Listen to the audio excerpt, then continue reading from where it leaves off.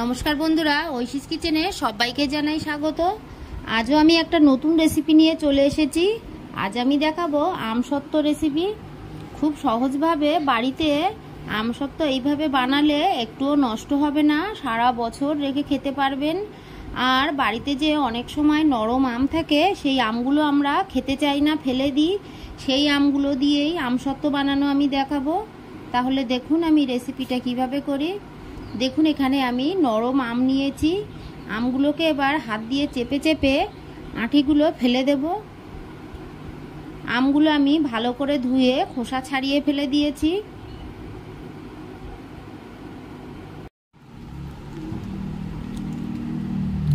সব আমের আঁটি আমি ফেলে দিলাম। এবার হাত দিয়ে ভালো করে চটকে চটকে আমগুলোকে আমি নরম করে নেব। আপনারা চাইলে এই সময় মিক্সিতে একটু পেস্ট করে নেবেন। গ্যাসে কড়া বসিয়ে দিয়ে আমের শাঁসগুলো আমি দিয়ে দিলাম। এবার এটাকে ভালো করে জ্বালিয়ে নেব।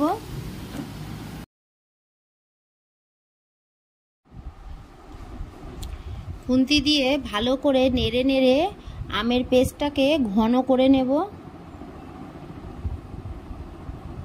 হাতা দিয়ে দেখুন আমি চেপে চেপে আমের যে দলা দলা অংশ আছে ওগুলোকে গলিয়ে নেব। আপনারা যদি মিক্সিতে পেস্ট করে নেন তাহলে এটা করতে হবে না। দেখুন আমটা কিন্তু মোটামুটি আমার রেডি হয়ে গেছে। আমি গ্যাসের ফ্লেমটাকে মিডিয়াম করে ভালো করে জ্বালিয়ে নেব। আমি এর মধ্যে একটু চিনি দিয়েছিলাম, সেটা আমার স্কিপ হয়ে গেছে। আপনারা অল্প চিনি দেবেন, আপনাদের আম যতটা মিষ্টি সেই বুঝেই চিনিটা দেবেন। ভালো করে নাড়িয়ে নাড়িয়ে ঘন করে নেব। আম যদি টক থাকে তাহলে মিষ্টিটা একটু বেশি দেবেন, আর আম যদি মিষ্টি থাকে তাহলে চিনির পরিমাণটা কম দেবেন। আর যারা চিনি খান না তারা চিনি দেবেন না।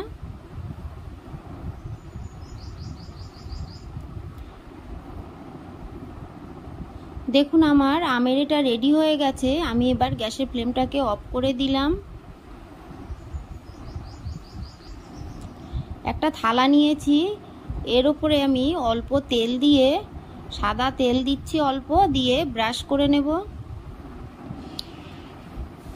আমসত্ত্ব দেওয়ার আগে যদি একটু তেল দিয়ে ব্রাশ করে নিই তাহলে আমসত্ত্বটা তোলার সময় কিন্তু থালার গায়ে লেগে যাবে না, ভালোভাবে উঠে আসবে। আমি স্টিলের থালায় দিচ্ছি, আপনারা যে কোনো থালায় এটা দিতে পারবেন বা যে কোনো পাত্রে।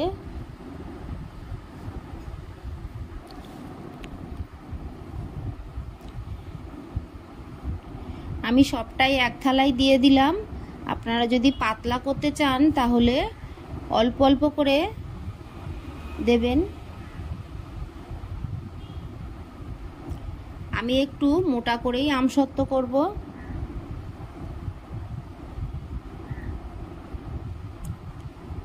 ভালো করে পাতিয়ে দিয়ে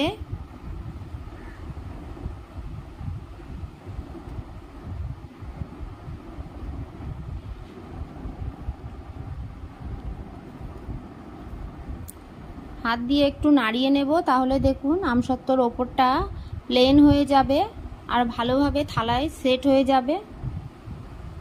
এবার এটাকে আমি 3 থেকে 4 দিন রোদ্দুরে দেব। আপনাদের কম বেশিও লাগতে পারে, আপনারা যতটা মোটা করবেন সেই মতো সময় লাগবে। দেখুন একটা চাকু দিয়ে আমি সাইড থেকে একটু ছাড়িয়ে নিয়ে কত সহজেই তুলে নিলাম।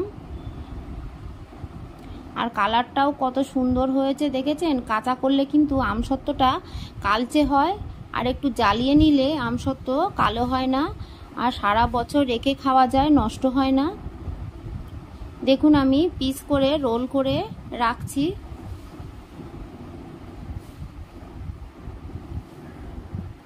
আপনারা চাইলে এইভাবে কেটে রেখে সারা বছর খেতে পারবেন, এটা কিন্তু নষ্ট হবে না।